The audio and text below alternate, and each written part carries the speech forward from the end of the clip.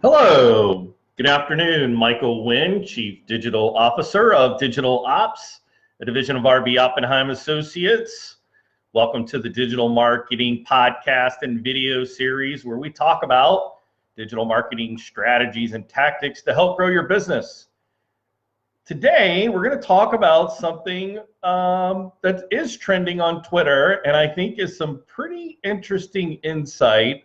So today's topic is modern business growth hacks gleaned from ancient legends and myths. Hashtag Tooth Fairy Confessions. So yes, today is National Tooth Fairy Day.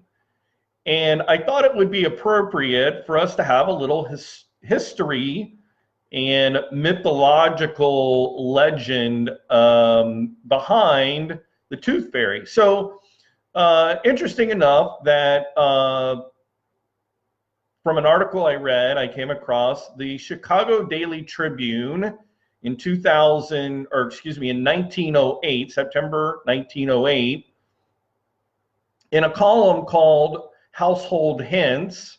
The article first mentioned in print that the author of this article wrote was the idea of the Tooth Fairy, which later in 1927, a play by Esther Watkins Arnold in 1927, she would do a children's play called The Tooth Fairy.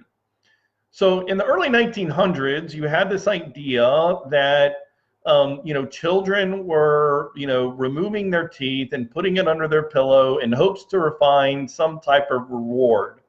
Now, I know as I was growing up as a kid and, I would lose my teeth, I was always excited about the idea of being able to put that tooth under my pillow. And I remember being very excited about what the denomination or what the amount of the tooth would be. And as I got older, it seemed like the significance of the tooth and the dollar of it really started to matter. Like, I want to say by the time I was like, I don't know, 8 or 9, like I was looking for like a $10 bill. Like I was really looking for a return on investment, from my tooth. And so I think that's it's kind of funny as you get older. As a child, you had these expectations of what were you going to get from the Tooth Fairy. So that was my experience, as a young boy growing up in South Texas, in Houston, Texas, which is a large city, a lot of culture, obviously in Houston, one of the 4th largest cities in America. And so there was a lot of culture, which made me think about all the different cultures, and I came across some interesting ancient legends and myths around losing a tooth. So in the Middle Eastern culture, the idea of throwing your tooth up in the air to the sun represented this idea that you were giving up something, that you had outgrown. You were throwing it up and in hopes of replacing it with something new or better. And so that's a Middle Eastern culture sort of legend or belief. Now, when you move into Turkey and Mexico and Greece, I think it's interesting there that many times children would actually take their teeth, lost tooth, and throw it on top of the roof of their house, which I find is fascinating. So you've got the Middle Eastern folks that are just throwing it up in the air. You got the folks from Turkey, Mexico, and Greece throwing it on the roof. And then in India, Korea, Vietnam, and the Philippines, they had another kind of interesting twist about losing a tooth. So if the tooth came from your lower jaw, you would actually throw it up. But if the tooth came from, your upper jaw, you would throw it down. And the idea was to help promote adult teeth to grow straight up or straight down. And so the physical or the symbolic gesture of throwing the teeth down or throwing the teeth up, depending on where they came from, was significant in these cultures in India, Korea, Vietnam, and the Philippines. Now, the Vikings, they really had some interesting things and thoughts about how they thought about the tooth or teeth that came from their children. So from a child's perspective, again, you have this idea that a small payment was made from the parent to the child to recognize a growth milestone. Sounds very interesting, right? Sounds very similar to my experience as I was growing up. Now, here's where things got a little different.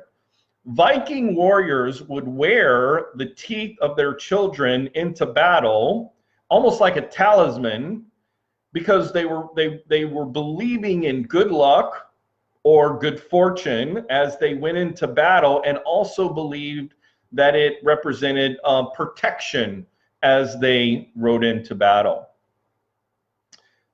So I think it's interesting. There's something about this phenomenon to the Vikings who were wearing around their necklace, this necklace, a remembrance of their children making a decision to go through the pain of losing a tooth, right? So something painful. And then the idea of giving it to their parent and saying, I'm going to trade this, what was painful, I'm going to trade that for something of greater value, and this milestone of moving into adulthood. So I'm moving in from almost childish-like things into these adult-like concepts. And so then the parents wearing it around their neck. I love the symbolism of that as we think about modern business growth hacks that we might glean from these traditions, legends, or myths from all over the globe. I think the one thing that we can all recognize and agree to is that at some point in time in business, you're probably going to need to stop acting like a child when it comes time to face change. And in our society today, change is more relevant and in our faces than ever before. When we look at the disruption of the gig economy and the internet and how society has really changed and really become so convenience driven and so individual personalized when it comes to the products and services that we buy. And so as business owners, it doesn't matter if you've been in business for 3 years or 3 decades. The fact of the matter is you're going to be confronted by a situation where something that you've grown comfortable with, your baby teeth, you're going to have to go through a painful experience of losing that. Right? I mean, just imagine if you just didn't lose your baby teeth, right? I mean, number one, it might be really painful. Number two, you're not going to be able to handle, adult, situations. You're not going to be able to handle complex business matters. You're not going to be able to handle mature business concepts, right?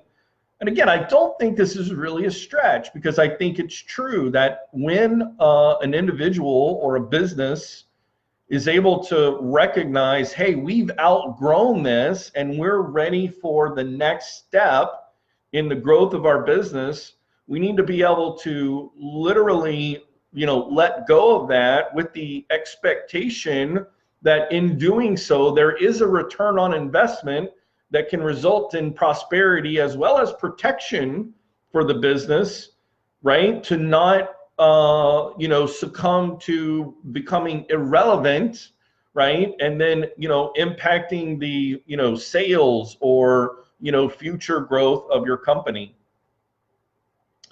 So maybe it's something about, what's happening. Look at, yesterday, the article that I mentioned that was trending, the mini interns, where you've got millennials who are leaving their jobs, what they've known, and they're going out and they're doing internships in totally different career fields. I think it's interesting that this type of thing is happening. Again, is more disruption of the way things are, in the comfort of the way things are. And yet here we are today, recognizing National Tooth Fairy Day.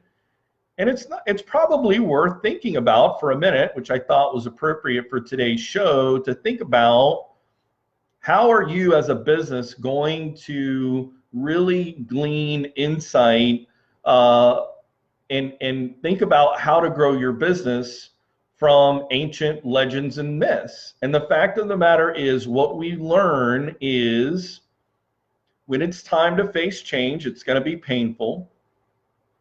But on the other side of that pain does come growth.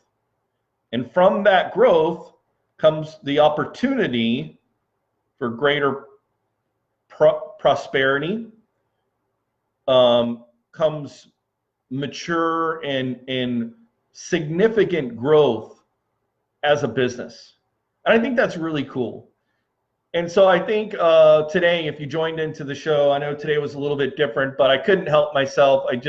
When I saw hashtag Tooth Fairy Confessions, something in my mind just triggered about, gosh, I remember when I was a little kid and I used to put those things under my pillow and I wanted a return on my investment. And I think as businesses, we have the same thing. If we're going to go through painful change, we have to know that what's on the other side, the milestone that's on the other side of that, is growth, prosperity, and protection from a disruption that is quite literally at our doorstep today. Guys, thanks for tuning in today. My name is Michael Wynn. I'm the Chief Digital Officer of Digital Ops, a division of RB Oppenheim Associates. Happy National Tooth Fairy Day. I hope you'll check in with us tomorrow. Take care.